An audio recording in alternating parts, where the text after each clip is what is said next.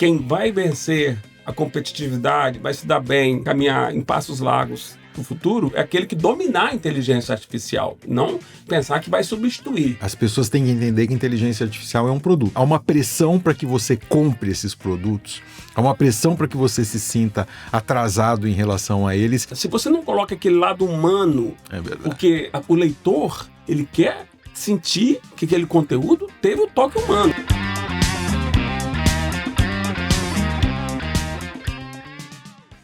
Há alguns anos, a psicóloga americana Carol Dweck, ela trouxe a ideia de que há um mindset fixo, que é aquele das pessoas que não veem possibilidade de melhorar, ou elas estão presas a um modelo de pensar que não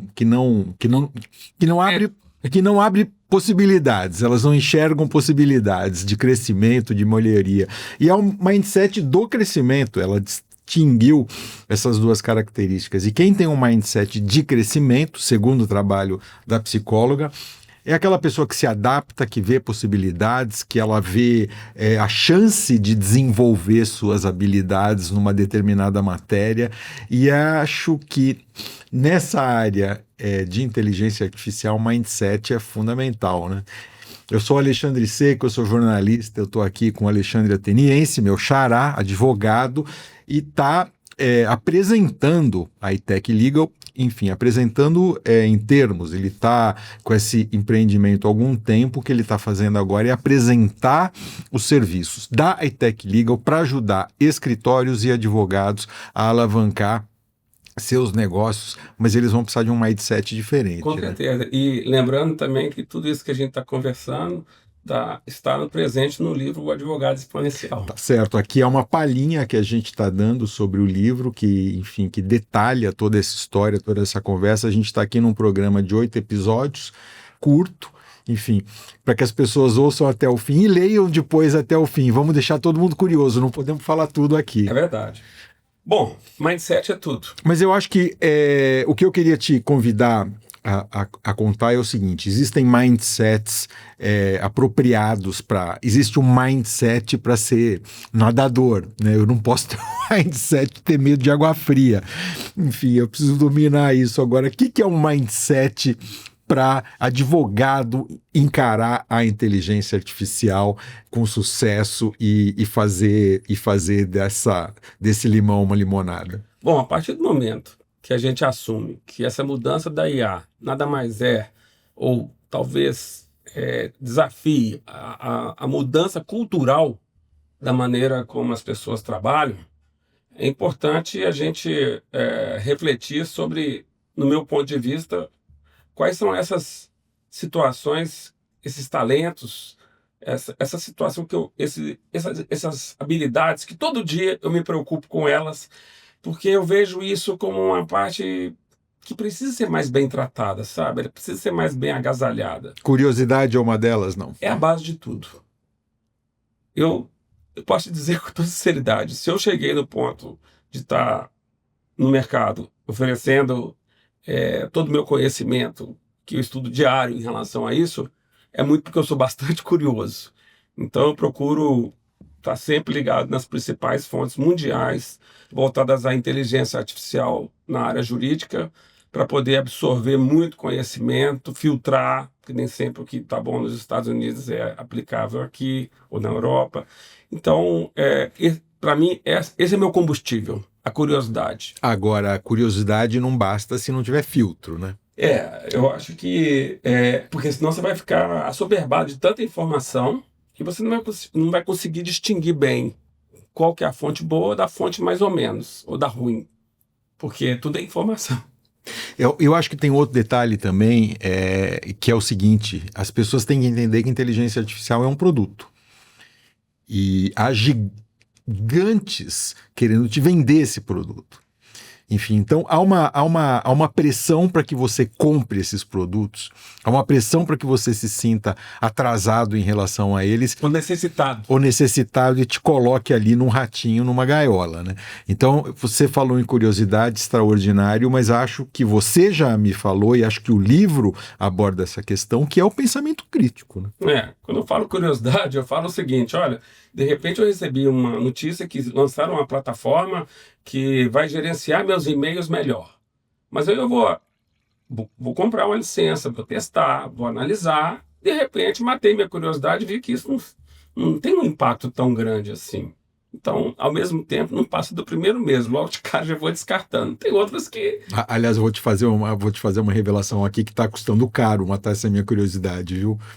Porque é uma licença atrás da outra que você assina, testa e... Tipo assim... Mas não tem jeito, né? No mínimo, você vai pagar $20, né? Que é o preço padrão ali. É o preço padrão. Mas você tem que ficar muito esperto para poder cancelar logo a assinatura. Porque tem gente, por exemplo, que quer te vender uma assinatura anual logo de cara. De jeito nenhum. Você tem que comprar uma assinatura de 1 mês para ver se decola. E não vai colocando logo em prática. Porque você já usou quantas ferramentas? 100, 200? Vou te falar que pelo menos umas 100. E hoje eu trabalho com 25. É incrível. E toda hora está aparecendo uma nova, toda hora uma dessas 25 está oferecendo atualizações. Uma atualização. Assim... Então sem pensamento crítico aqui em relação ao que fazer, você vai nadar e morrer na praia. Sem dúvida.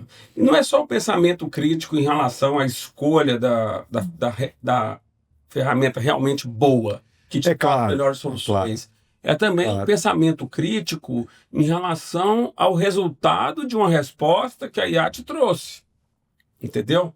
E esse é um ponto importantíssimo, porque as pessoas que não estão acostumadas com a inteligência artificial, na hora que começa esse uso automático do dia seguinte, elas ficam, assim, extremamente inebriadas com os resultados e acham que é isso mesmo, era isso que eu queria. Olha só, como é que funciona? É que na verdade, um simples prompt, ele é tão poderoso que é impossível você não ficar inebriado.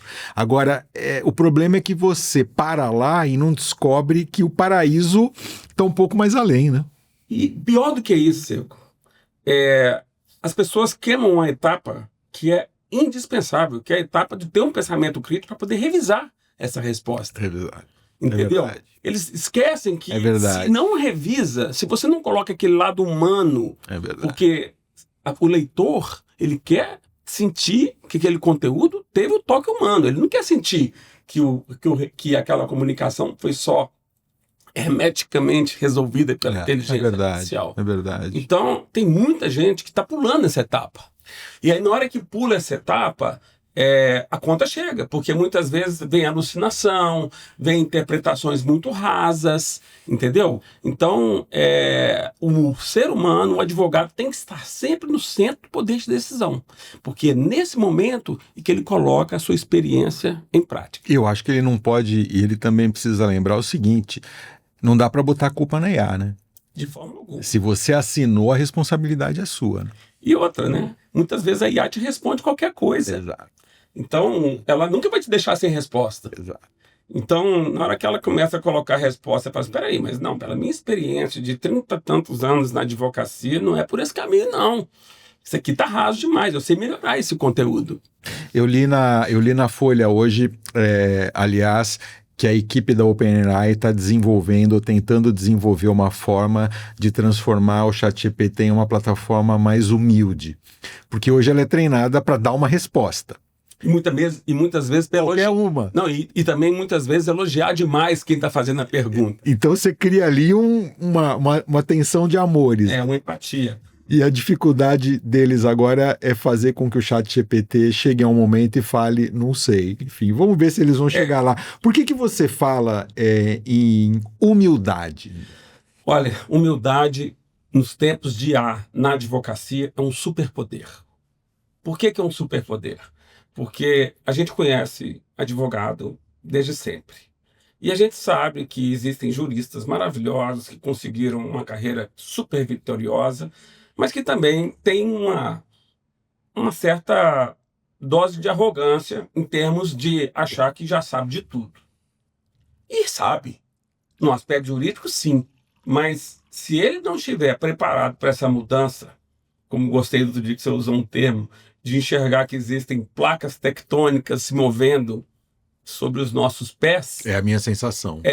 ele vai ficar para trás. Então, outro dia eu estava numa conversa com uma reunião, aí um advogado falou assim, mas você acha que a inteligência artificial pode fazer alguma coisa mais inteligente do que eu? Eu falei, pode. Não que eu estou desprezando sua inteligência, mas o ideal é você colocar na sua cabeça que a inteligência artificial não te substitui, ela soma. Quem vai vencer a competitividade, vai se dar bem e vai caminhar em passos largos para o futuro é aquele que dominar a inteligência artificial, não pensar que vai substituir. Então, se você for humilde o suficiente para falar, quero aprender com a inteligência artificial, embora nós estejamos hoje num momento em que não existe mais aquela afirmação, isso eu não sei nada de direito agrário. Mas inteligência artificial, então, é outro ponto que você traz. Tem mais a ver com aprender ou com desaprender? As duas coisas. Porque eu acho que a gente tem que se livrar de uma carga que a gente vem acumulando a vida inteira, nos nossos processos, porque é uma mudança tão importante, é uma tecnologia tão poderosa, que não é algo como quando surgiu a internet, que você ia lá e fazia uma pesquisa. Claro, era uma tecnologia extraordinária, mas ela te dava canais de acesso. Hoje ela produz o que você produz, em alguns casos... eu acho que são as duas coisas. De forma melhor. Os advogados, eles têm que estar preparados para desaprender a forma como eles aprenderam.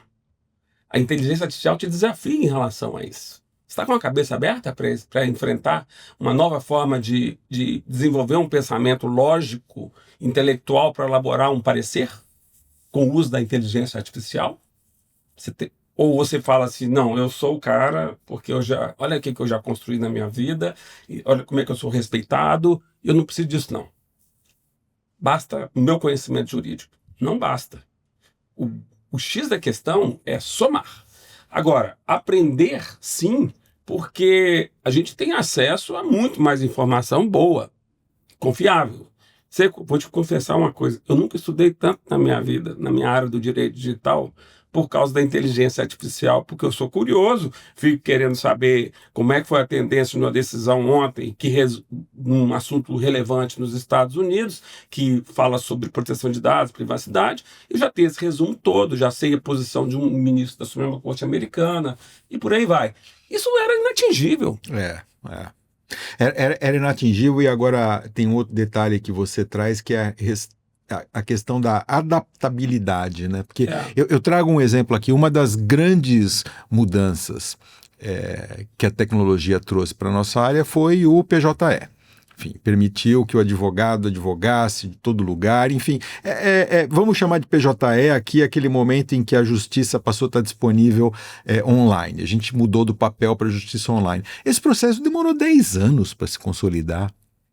Esse processo teve revolta de advogado lá na salinha da OAB que não queria abandonar a máquina de escrever. Eu entendo essas reações e respeito. O problema é que agora não dá tempo, né? Não dá tempo. O PJE esperou, todo mundo se adaptou, demorou. Agora é uma mudança que está vindo de fora, não de dentro do sistema. E toda mudança assusta, inclusive as boas. Então, foi assim que aconteceu com o processo judicial eletrônico. Teve muita gente que se sentiu vítima de um apartheid digital. Mas teve que, de uma hora para outra, capacitar talvez a equipe para poder dar suporte, e entraram então a figura de diversos personagens dentro dos grandes escritórios de advocacia que só lidam com a parte operacional, separados dos outros que lidam com a parte intelectual. Foi um processo mais demorado, para poder fazer com que as coisas se encaixassem, Lembrando que a lei do processo eletrônico entrou em vigor em 2007, março de 2007.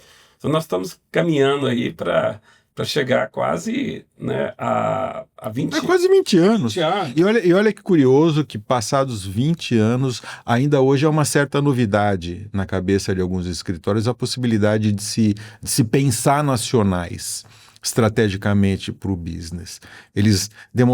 O mercado demorou para perceber que o PJ era uma ferramenta que permitia que você se nacionalizasse e buscasse um escritório lá do Ceará, viesse disputar serviço. Quebrou as barreiras geográficas. Quebrou e demorou para esse conceito fazer sentido para muita gente. Então, a adaptabilidade em termos de IA significa pensar da seguinte maneira. Tudo que nós estamos falando, no final das contas, é um software que faz essa mudança toda.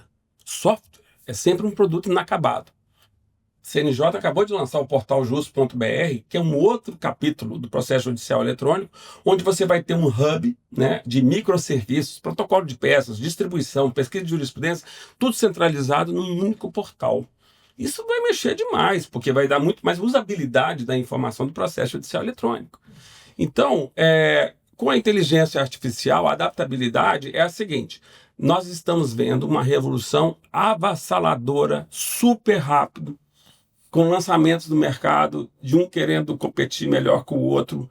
É os Estados Unidos numa luta geográfica, de geopoder com a China. Com código fechado, China com código aberto. Sim. Então isso assume proporções absurdas. Eu acabei de voltar da China, estive passando um tempo no Vale do Silício da China, que é Shenzhen. O que eu aprendi em termos de inteligência artificial, de ferramentas chinesas, que cá entre nós são melhores em algumas delas do que as americanas, é absurdo, mas essa informação não chega para a gente. Mas eu já falo, inclusive, delas no livro, é muito interessante. Mas o que eu queria dizer, então, em relação à adaptabilidade, para fechar o raciocínio, é que os advogados, eles têm que estar preparados para as atualizações que o software vai ter. Então, se você chegar para mim hoje e falar assim, beleza, Alexandre, então como é que o advogado vai estar trabalhando no final desse ano, em dezembro? Eu vou falar, não sei. Por que você não sabe? Você não estuda isso todo dia? Sim, mas os lançamentos têm sido semanais. Então, se o advogado não tiver com a cabeça aberta para entender que ele não pode ser um balde, ele não pode ser hermeticamente fechado, ele tem que ter uma cabeça fluida para poder entender que vão lançar grandes benefícios e que ele vai ter que se adaptar, ele vai parar no meio do caminho, ou ele não vai caminhar na velocidade que de repente poderia trazer mais benefícios. Falamos do software, vamos para o hardware agora, vamos falar de ferramenta. A gente volta no próximo episódio falando então das ferramentas, né? Enfim, não das marcas, mas das ferramentas. Das ferramentas, faça mais sentido. Eu só queria lembrar de um ponto que eu acho muito importante também, ainda falando sobre os talentos humanos, que é a questão da empatia. Ele tem que ter empatia com os algoritmos. Pode parecer estranha essa frase, mas o que eu quero dizer com isso? Que muitas vezes é muito mais fácil para o ser humano dizer o seguinte: essa plataforma não está tão boa assim. Vou esperar usar quando ela estiver melhor. Não é isso. Não fique tratando a situação pelo erro, e sim descubra a sua curiosidade para que você possa ir mais além. Vamos matar a sua curiosidade em relação às ferramentas que o Alexandre usa, que a gente usa, e as ferramentas que são importantes, o pacotinho básico, pelo menos, que faz diferença imediatamente na vida dos advogados. A gente volta no próximo episódio.